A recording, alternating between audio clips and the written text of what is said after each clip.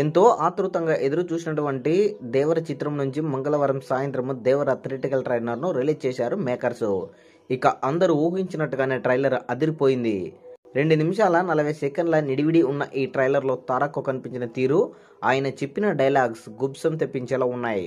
ముఖ్యంగా action sequence హైలైట్గా నిలిచాయి.